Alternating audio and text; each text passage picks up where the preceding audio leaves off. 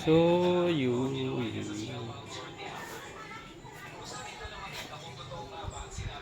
Starlink nandun sa itaas. Yan pala yung gamit ko na internet, yung Starlink.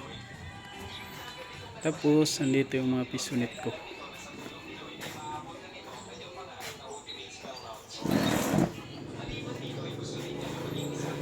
So, ito yung pisonet. 3 piraso. Itong pisonet na to,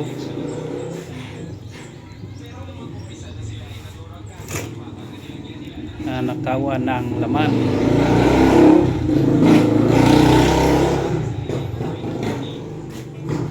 Kinuha yung laman. Itong kandado bago na to. Yan, itong kandado.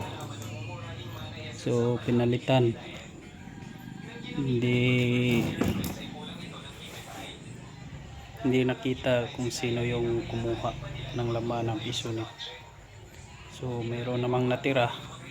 200 pesos yung natira. Tinirahan pa ng magnanakaw.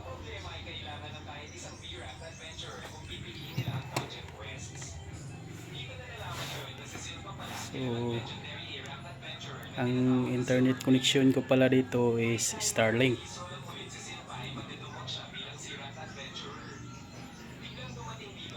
May 4 na piso wifi, tapos 3 pisonet.